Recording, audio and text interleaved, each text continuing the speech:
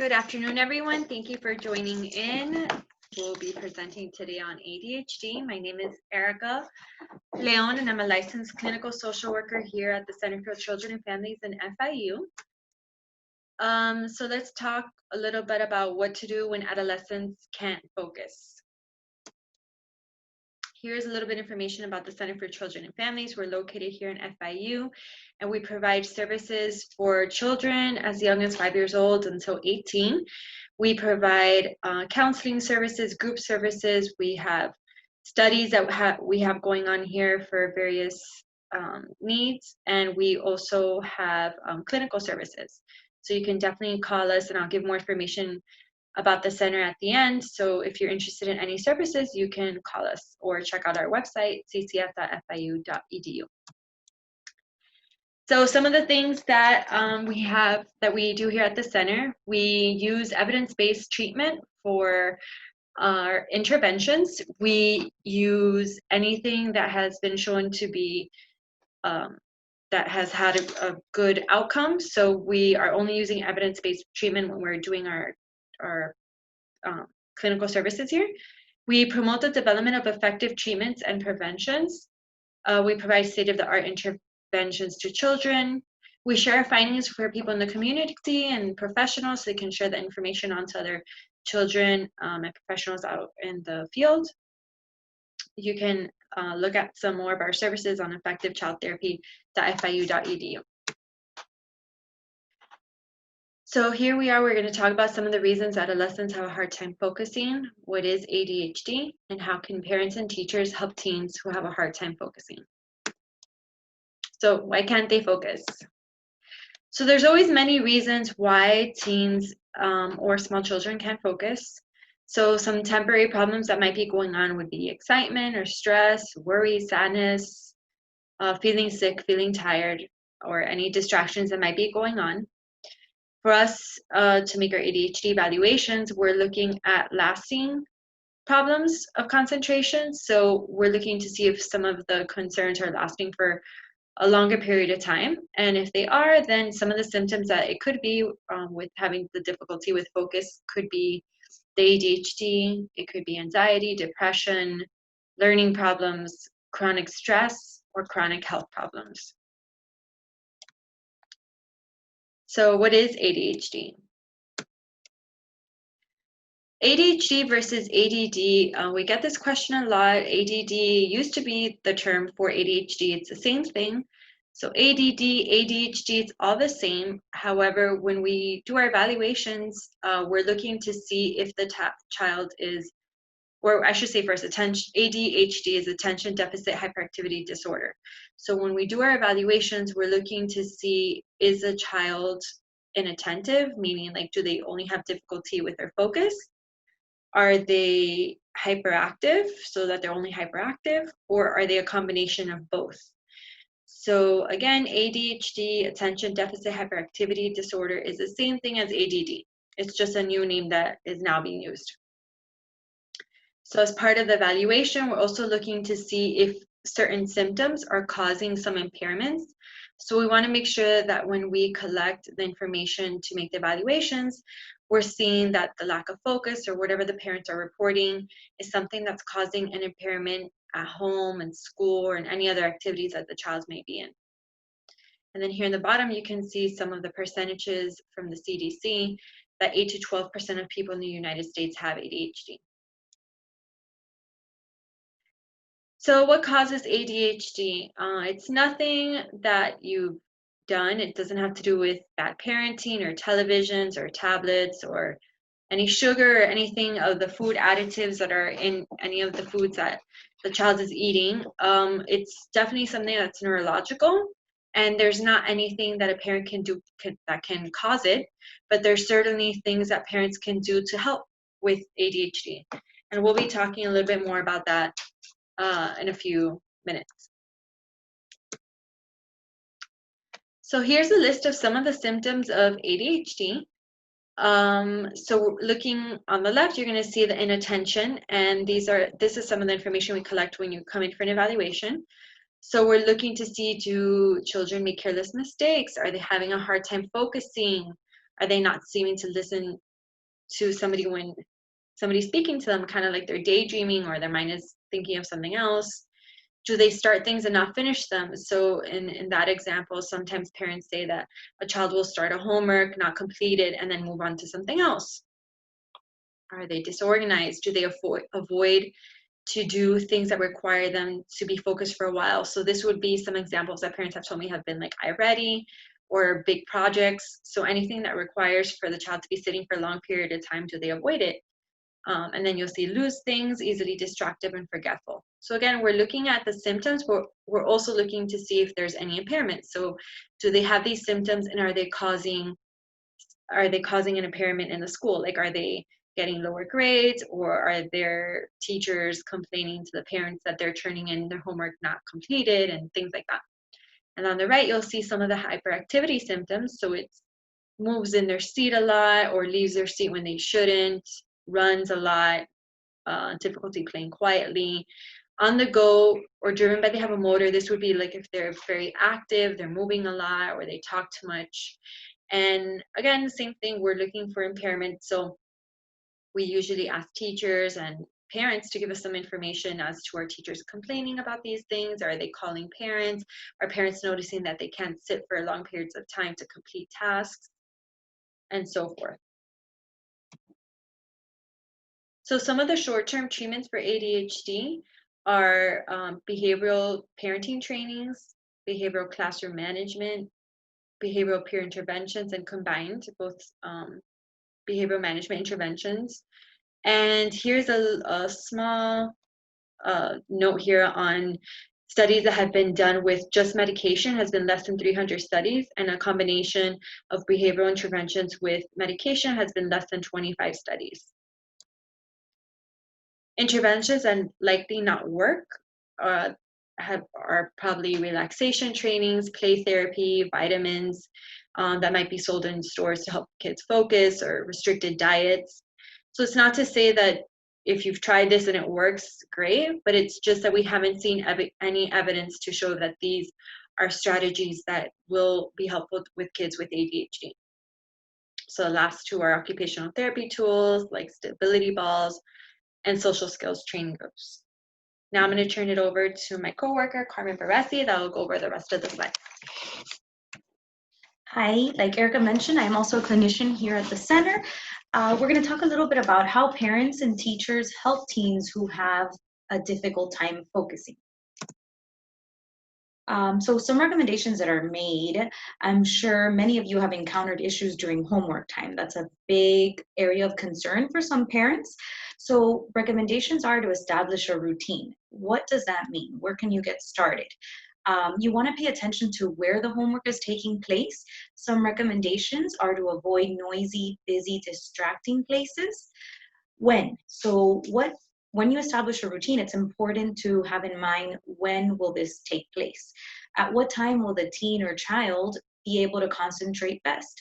Is it 5 minutes after walking into the door from school? Do they need 20 minutes to maybe eat a snack and use the restroom, and then they'll be able to focus better?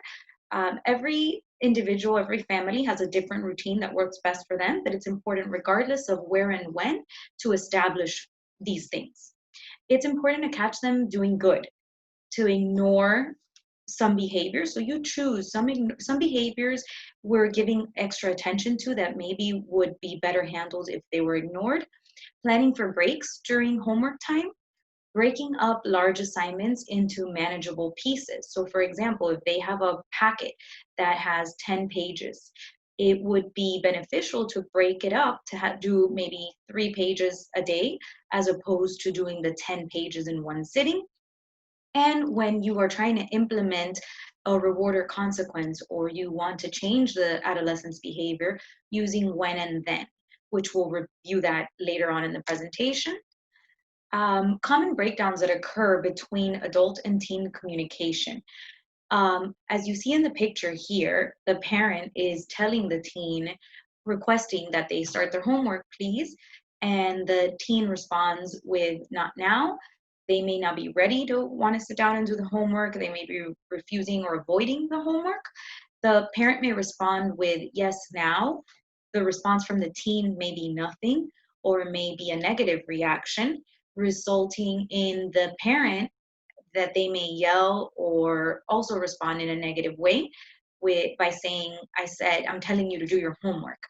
And that may in turn just turn the teen off from wanting to do homework altogether. So we'll discuss some of the breakdowns in communication and make recommendations as to what requests may work better. How can you prevent breakdowns in communication? It's important that you are specific, also immediate.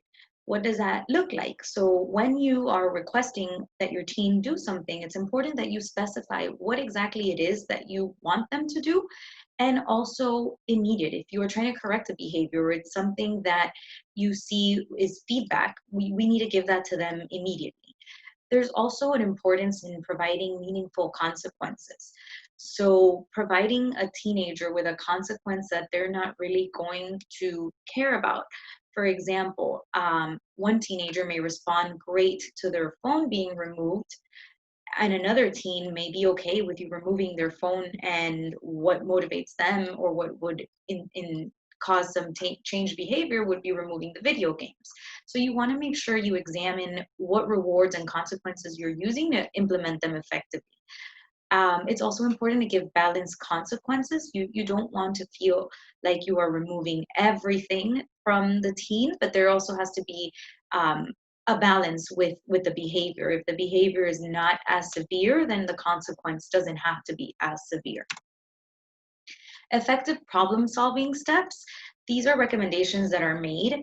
The first step is stop and take time to recognize and define the problem. Really understand what is going on. What is the situation? What is making this a problem? The next step is to think about all the possible solutions.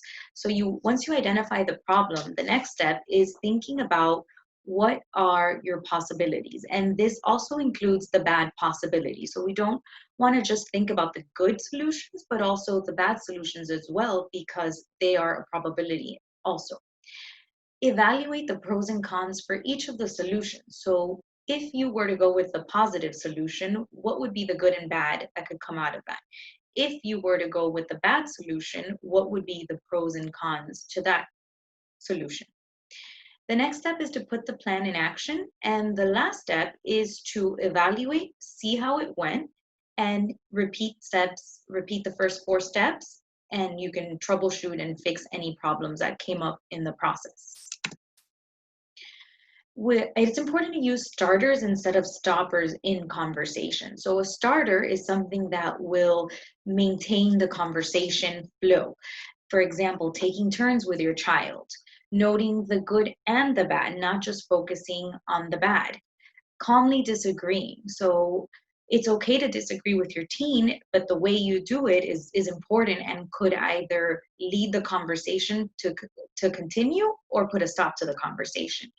It's important that the conversation is short and to the point, and that you maintain eye contact and a normal tone of voice. And it's also important to accept responsibility. Sometimes parents make mistakes, and that's okay. It's important to accept the responsibility, especially when trying to negotiate and reach an agreement with your child. If the conversation is escalating, it's recommended that you take a timeout, maybe take 5 to 10 minutes, and then revisit the conversation. Some stoppers that will prevent the conversation from being effective include insults, interruptions, criticizing the person, lecturing, using sarcasm, being unresponsive or silent, and denying responsibility or yelling. Good communication. Some pointers for establishing good communication with your child are to wait until the other person is ready to talk. Try and not force the other person to engage in a conversation with you if they're not ready to. That may lead the conversation to not go the way you'd want it to, and also contribute to more stoppers and starters. It's important to use active listening and reflective statements. What is that? Active listening lets the person know that you have actually listened and thought about what information they're giving you. And the way you can do that is by reflecting to them what you've heard. This also provides the opportunity to clarify in case there's been any miscommunication. And lastly, express your thoughts and feelings without being hurtful to the other person. Try and be neutral and positive as opposed to insulting and criticizing. This is a sample behavioral contract. It's recommended to use when you're implementing rewards or consequences and when you want your teenager to do something. So similar to when you sign a contract at work, it basically puts accountability on both parties. So the teen has accountability, the parent has accountability as well. In this sample, it basically says the teen is agreeing to do something. When that teen completes that, the parent is agreeing to provide something to the teen. And if the teen does not act out on the action or does not complete this task, then there will be a consequence. On the next slide, this is a sample behavioral contract. So basically in this scenario, it is related to homework. So teen agrees to complete all homework by 8 p.m. every night. When the teen follows through and completes the homework by 8 p.m., the parent will agree to allow the teen to play video games for an hour. If the teen does not follow through, the parents and teen agree that the teen will not have access to video games that night. Tips for successful contracts. It sets up the teen for success. So it's important to make the contract manageable and attainable. It's important to tell teens what to do instead of what not to do. Again, the importance of using meaningful consequences. So what consequence will be given that is enough to motivate the teen to make a change? And it's important to choose consequences that are in your control. I had a family once that the consequence was to remove access to video games, and what they did was implement first they removed all the cables because the child was able to access, even though the parents weren't home, they could gain access to video games by putting in a cable. So they removed the cables and then set it up so that it's monitored through the phone while the parent is at work. So definitely you want to make sure you have control over these consequences. And you also want to set a time to reevaluate the contract. If it's not going as well as planned, or if it's going great and the behavior has already been changed and it's modified and it's time to change the target behavior, then you can reevaluate and come up with a new contract with new consequences and new rewards. This here is the Atlas project. It's information about a current free program that we have available for adolescents between the ages of 12 and 16 here at the Center for Children and Families.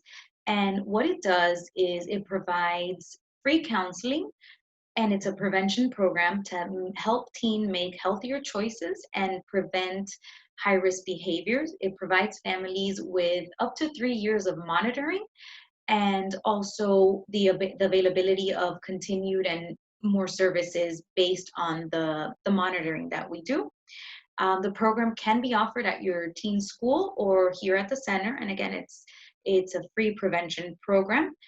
We'll be able to answer any questions after the presentation regarding the Atlas project or any of the information that Erika and I provided you with. We will open the chat box now to see if there are any questions. You can, like Dr. Gallo mentioned, you type them into the chat box and we will go ahead and answer them. And here is our contact information. We're located in the main campus of FIU off of 8th Street, and you can access our website. Also, additional resources are available on effectivechildtherapy.fiu.edu, and our main phone number is 305-348-0477. We'll take a look at the chat box. So the question is, how long should I wait after implementing these strategies to see a doctor for ADHD diagnosis? So, okay, so the response would be, it depends on the family. Definitely to obtain an evaluation, you would have to see either a psychologist or any licensed mental health provider. that would be able to first see your child, do the evaluation, and see if they even do have ADHD. I would say that these strategies should be implemented every day for several months for sure, before seeing any results. Sometimes you will try these strategies and actually the behaviors could get worse before they get better, because small kids and teenagers sometimes test their limits. So they might want to test and make sure that if you did say you're going to take something away from them, that you truly, or do you mean it? If they continue to, let's say, whine and cry, will they now get it back?